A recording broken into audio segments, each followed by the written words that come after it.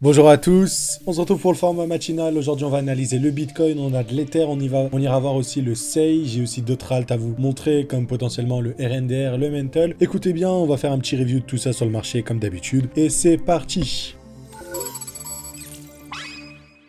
Bon, hier, je vous avais dit, ou devrais-je dire du coup le matin, je vous avais dit qu'on devrait avoir le halving dans la journée. Bah finalement, on l'aura à 3 heures du matin. Donc au moment où vous allez voir cette vidéo, normalement, on devrait avoir le halving. Donc le halving devrait avoir eu lieu.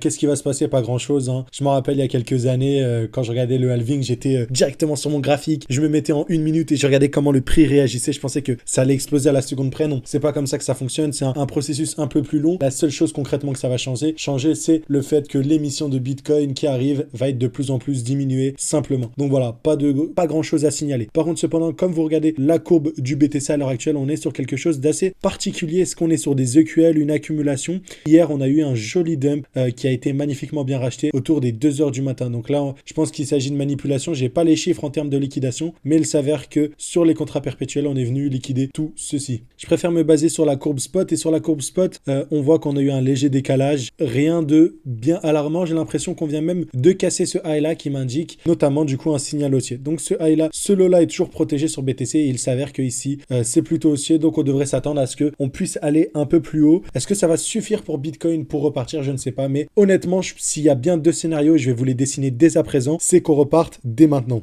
Ok, donc vous le voyez ici, on va venir rebondir, peut-être stagner dans ces zones-là, je le pense, voilà, pour ensuite tout simplement repartir de plus belle de la sorte. Par contre, ce qui pourrait arriver dès à présent, c'est du coup un retour à la réalité assez violent avec peut-être encore un petit peu de pump, mais ensuite pour venir redescendre beaucoup plus bas et accumuler dans des zones qui sont beaucoup plus basses. Honnêtement, ça dépend le scénario que vous voulez. Le scénario envisageable, ça serait du coup que on ait après ce halving, du coup, un marché qui s'essouffle, hein. Peut-être qu'on chute, qu'on recharge, voilà, peut-être pendant 2 mois, 3 mois, où on se fait, comment dire, entre guillemets, chier sur le marché. Ce serait le plus bénéfique pour qu'on ait un cycle qui, du coup, dure dans les temporalités normales. Parce que je vous le dis, si dès à présent on arrive à repartir et casser la TH sur Bitcoin, ça va être la fête bientôt sur les alts. C'est qu'une question de temps sur les altcoins et je vais vous montrer pourquoi. Et du coup, on serait sur la fin du cycle, selon moi, en tout cas ce cycle-là sur Bitcoin, et on aurait d'autres bien évidemment, mais à la fin de cette année, voire Q1 2025 grand maximum. Donc à vous de voir ce que vous préférez. Si vous préférez que ça dure plus longtemps, bah, vous avez tout intérêt à prier que on s'ennuie, on se fasse chier et qu'on descende plus bas, que le cycle tempère un peu, qu'on ralentit la cadence, ou bien si vous êtes pour que le cycle démarre sur les chapeaux de roue dès à présent, enfin le cycle a déjà commencé, mais qu'on termine ce cycle, qu'on ramène l'euphorie sur les alts et tout le tralali, tout le tralala. Attendez-vous à ce qu'on puisse avoir du coup ce scénario-là où on commence à stagner dans ces zones-là, on accumule, on liquide pour ensuite repartir et casser des ATH. Donc c'est totalement envisageable et on n'oublie pas d'ailleurs le retour sur ces lignes rouges. Donc il y a 7 lignes rouges intéressantes, 7 FVG, donc c'est les deux zones à suivre selon moi sur le BTC. Quand je regarde, et ce qui est ultra intéressant, c'est que comparé aux autres actifs, le BTC était beaucoup plus bullish. Vous avez vu le S&P 500 qui est lui a bien entamé sa correction, qui est bienvenu en dessous de ce range ici que le BTC a créé, alors que dès lors qu'on regarde sur notre ami le Bitcoin, vous le voyez ici, on est vraiment toujours dans ce range là, on n'a pas eu de grosses corrections comme ce qu'on aurait pu voir sur le S&P 500, qui est un très bon indicateur, c'est quand même des paires qui sont assez corrélées. Ici sur le S&P 500, on pourrait avoir quelque chose d'assez intéressant, peut-être une accumulation tout simplement pour ensuite repartir, ce que je ne pense pas. Je pense que ici on aura un simple rebond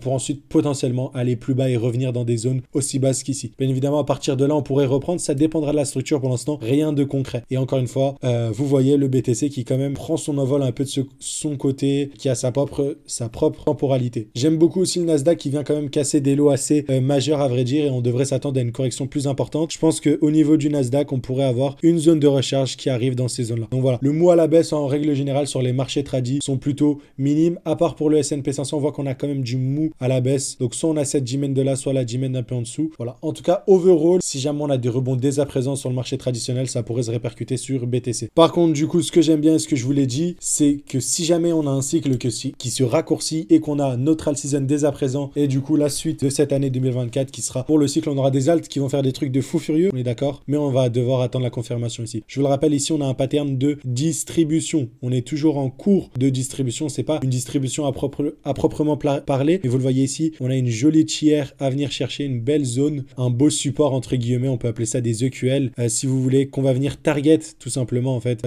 sur ce pattern-là. La BTC dominance, ça nous indique simplement que au niveau du Bitcoin, combien de pourcentage il représentera du marché. Donc là, à l'heure actuelle, le market cap total des cryptos risque de croître et à la suite de ça, on pourrait avoir du coup quelque chose qui vous indique que les 2000 milliards, les 3000 milliards qui y a en crypto restent pareil. Simplement au niveau du dispatch, BTC va perdre des parts de marché et nécessairement ça va se déverser sur d'autres parts de marché, sur d'autres projets crypto. J'attends juste le COS, la cassure ici. C'est plutôt lent à l'heure actuelle, donc on verra bien ce que ça donne. Personnellement, j'aimerais bien que le cycle dure un peu plus longtemps, donc si on s'ennuie, si on consolide, ça serait assez cool et du coup, cette distribution-là pourrait avoir très peu d'importance et qu'on puisse revenir distribuer un peu plus haut dans le carré ici, mais en tout cas, à suivre de très près la BTC dominance. Vous avez vu BTC, j'étais un peu dans le flou, je vous ai dit qu'il y a quand même plusieurs scénarios possibles. Ce que j'aime bien faire en conséquence, c'est regarder du coup des graphiques comme l'USDT qui est tout simplement un peu un graphique, si vous voulez, qui fonctionne un peu comme Bitcoin, mais à l'inverse, tout simplement. Et sur la BTC2, l'USDT dominance, donc c'est la dominance de l'USDT sur le marché, on a des explosions sur la courte time frame. J'aime beaucoup ce qu'on voit ici. Ici, ce que j'aime bien, c'est cette petite trendline qui a été créée et j'ai l'impression que ici, on est en train tout simplement de distribuer. Autant vous dire qu'en fait, quand cette courbe dump, c'est un signal haussier sur le BTC. Ça veut dire qu'il y a moins de stable, la dominance du stablecoin réduit et du coup, les stablecoins sont injectés sur les cryptos en général. Donc, à suivre de très près, c'est un indicateur que j'utilise de temps en temps, mais vous le voyez ici, on est revenu magnifiquement dans ce bloc-là et il semblerait que le cours, à l'heure actuelle, réagisse à cette zone-là. Donc, si jamais on a des chutes, à suivre de très près sur cette charte-là. Et en gros, si vous regardez le BTC, toutes les zones où le BTC a pump, vous allez voir ce truc-là qui chute et c'est plutôt intéressant. En attendant, bien évidemment, le fait qu'on ait un retour dans la zone de FVG Weekly, ça nous ferait revenir du coup juste ici dans la USDT dominance, donc c'est complètement cohérent. Donc voilà, à suivre tout ça de près, notamment l'USDT dominance. On fait un petit point sur l'Ether. Il semblerait qu'on est en train de créer un pattern d'accumulation. Bon, il y a beaucoup de manipulations, beaucoup de mèches. Je pense que là, on est en train d'essayer de poser un bottom dans cette zone-là, tout simplement. Donc, c'est qu'une question de temps avant qu'on puisse repartir. Côté SEI, on avait partagé, comme d'hab, les distributions sur l'autre vidéo, mais c'est toujours important, on a eu la même chose. Le SEI était un token qui a ultra pump. Et vous le voyez ici, on a créé ce magnifique pattern de distribution. Encore une fois, si je vous le montre en weekly, vous allez le voir. Ici, c'est magnifique. Une mèche qui vient liquider tout, mais qui ne clôture pas au-dessus, qui vous montre la vélocité vendeuse. C'est juste une prise de liquidité, mais rien de concret qui se passe littéralement. Et on est venu dump. Et là, vous avez vu, si je vous montre sur du weekly, je me rappelle, c'était ultra vertical. On est venu combler des très grosses zones Jim Balance, comme d'habitude, les SMC qui sont respectés. Et là, on est toujours dans la zone d'achat parfaite. Vous avez vu comment on a réagi dans ces zones de prix parfaitement. C'est vraiment pas anodin. Ça vous montre encore une fois que la smart money est présente sur ces marchés. Et je vous l'ai dit, comme d'habitude, vous avez votre formation offerte dans la description. Si jamais vous voulez une formation offerte SMC, c'est dans la description. Et pour tous ceux qui veulent un accompagnement pendant une année, vous pouvez tout simplement rejoindre l'école GAZ Composite. On en parle à de multiples reprises. Là, les prix risquent d'augmenter après le halving parce qu'on va vraiment se focus sur nos élèves pour la suite du cycle. Et on va recommencer aussi ce challenge-là.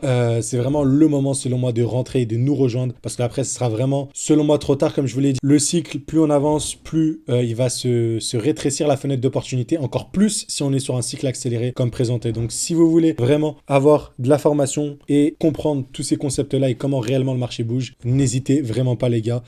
Tout simplement, on va devoir filtrer quand le bull run arrive, quand il y aura tout le monde. Il y aura beaucoup de monde qui voudra rejoindre et le seul moyen de filtrer, ce sera du coup de payer les prix et ce serait dommage d'avoir été là pendant ce bear market, pendant cette phase d'accumulation, ce début de bull run et de pas profiter de l'accompagnement qu'on vous propose. Ceci étant dit, vous le voyez, ça fonctionne encore exactement comme prévu sur le SEI. On en avait déjà parlé à de multiples reprises. On a encore une fois beaucoup d'alts qui se reprennent, notamment le Arweave. J'aime beaucoup. Voilà, c'est ce genre d'alt que vous devez essayer de viser pour ce cycle. Ok, pour moi, c'est les alts qui montent un momentum très haussier. Voilà, un rachat de l'ordre de 30% sur le Arweave. Par contre, ce que vous voyez, c'est que bon, c'est pas encore clair. Il n'y a pas vraiment un semblant de bottom qui a l'air d'avoir été posé tout simplement. Si jamais vous voulez des grosses confirmations, il faut attendre des cassures aussi hautes. Pour ma part, je pense que recharger par palier sur ce genre d'alt qui sont puissants, c'est ça que vous devez chercher. En tout cas, c'est ma stratégie. Les alt qui ont été puissants, dès qu'ils reviennent dans les zones entre les 0,5 et 0,786 de Fibo comme d'habitude, c'est ça que je vais viser. Un projet qui est passé sous les radars de tout le monde encore une fois. Je pense qu'il aura son moment de gloire un peu à la Link. C'est encore une fois le AAV. J'en ai parlé à de multiples reprises. C'est un token qui pour le coup génère énormément de rendement, de vrais rendements et qui va redistribuer ses rendements à ses holders. On devrait avoir une une hype qui devrait arriver très prochainement. Mais voilà, pour le coup, le AAV, c'est vraiment un token à ne pas négliger. On a eu l'accumulation qui a été validée parfaitement. Et là, pour le coup, on est toujours dans des zones d'accumulation. Je vous le dis, le AAV, c'est un token qui peut atteindre des capitalisations délirantes vu les cas d'usage qu'il offre, tout simplement.